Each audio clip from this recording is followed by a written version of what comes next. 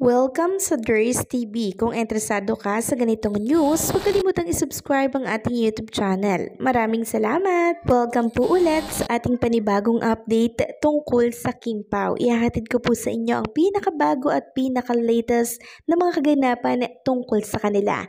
Kaya naman kung hindi ka pa subscriber ng ating channel, pindutin nyo na ang notification bell para lagi kayong updated sa mga balitang trending at napapanahon. So ayun, welcome back again sa ating YouTube channel mga Kimpaw. And for tonight's video, ang pag-uusapan natin ay mga importanteng kaganapan na hindi nyo pa po nalalaman. Mamaya pag-uusapan natin yan dahil for sure kikiligin na naman po kayo sa update natin ito. Pero bago po ang lahat, nais ko lamang i-anunsyo muna itong pa-special block screening po ng Kim Pao Universe Official from Luzon, Visayas, and Mindanao, even in the other countries. Our love and support for Kim Pao will never disappear. Grabe din yun, ano?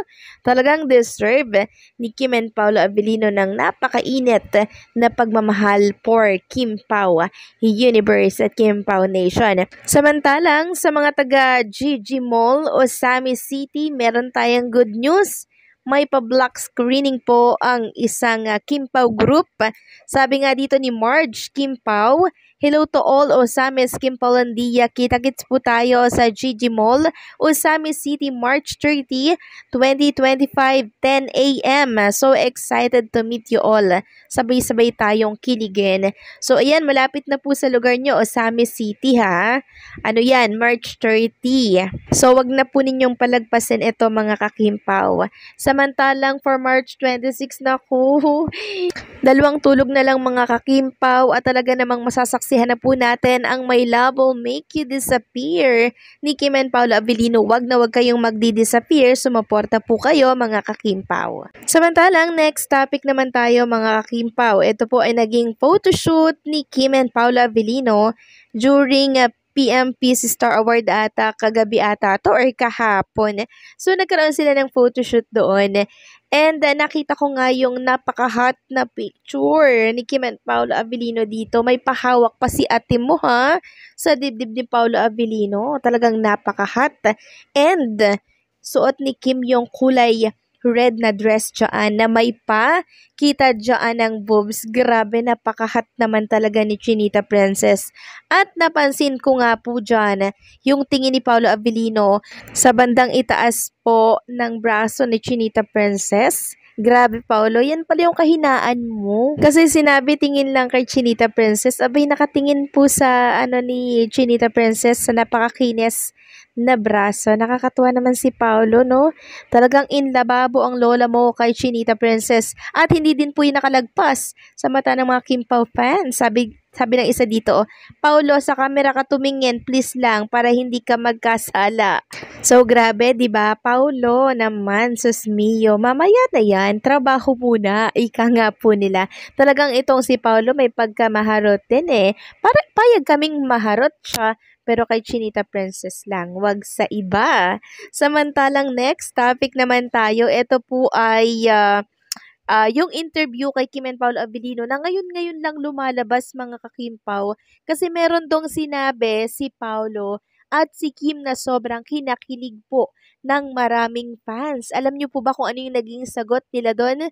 I'm sure hindi niyo pa to naririnig. Hindi ko pa rin ito na-update mga kakimpaw. Ngayon ko lang talaga ito nakita din and ngayon lang din ito pinag-uusapan sa X. Kaya ngayon ko lang ibabalita ito sa inyo.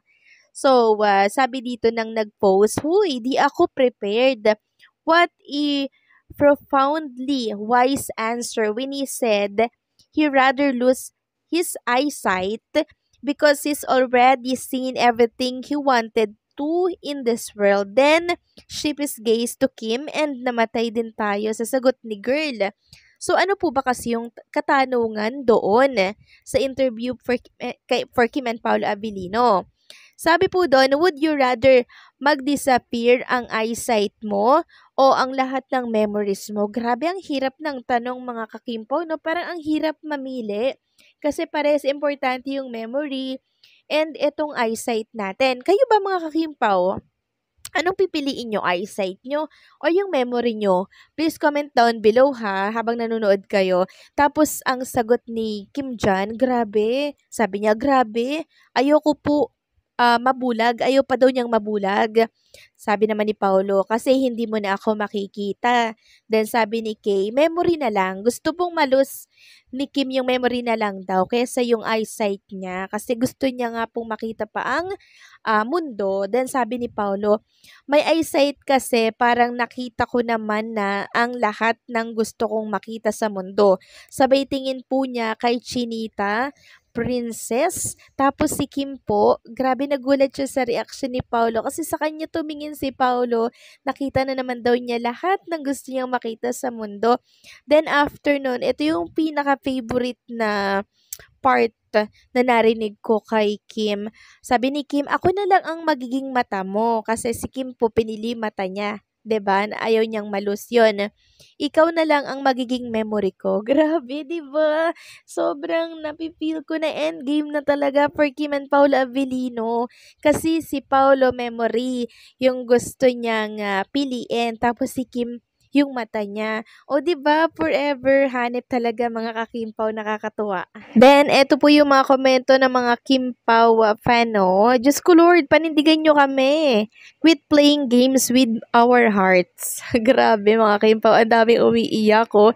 Hindi ko kinaya yon. Tapos sabi pa ng isa, unconditional love, bakit naman nagpapaiyak? Grabe 'di ba, nakaka-touch? Sabi pa ng isa dito, kasal na lang talaga, kulang me. Forever na ito, Lord please. Pero wag naman sana mag-disappear memory at eyesight nila para mas ma-enjoy nila ang isa't isa. Yes naman, hindi magdi-disappear ang memory at eyesight nila.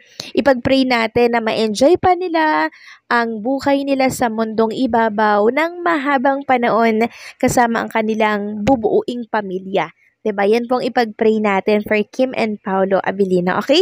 Sabi pa ng isa dito, I get Kim, she would rather create new memories with the present than keep the past. Yes, lalo na yung past, 'di ba? Medyo polluted na. Kaya okay lang mawala na yung mga past memory na yan kasi ang present naman ang importante. Hindi po ba? Ako naman mga kakimpaw, agree ako sa sagutan po ni Chinita Princess. Eyesight yung importante than memory. Kasi pwede pa naman pong ipaalala sa atin yung mga memory na yon than eyesight na talagang di na natin makikita yung paligid. Parang doon na tumigil yung pag-create ng memory, hindi po ba? Kasi yung mata natin, yan yung pintuan, 'di ba, ng ating buhay. Kaya kung wala kang mata, ang dilim ng buhay mo, ang dilim ng paligid mo. Kaya ako, gusto ko yung sagot ni Kim Chu. Ako din, yan din yung pipiliin ko. Kayo ba mga kakimpaw, anong pipiliin nyo? Memory or eyesight? Please comment down below.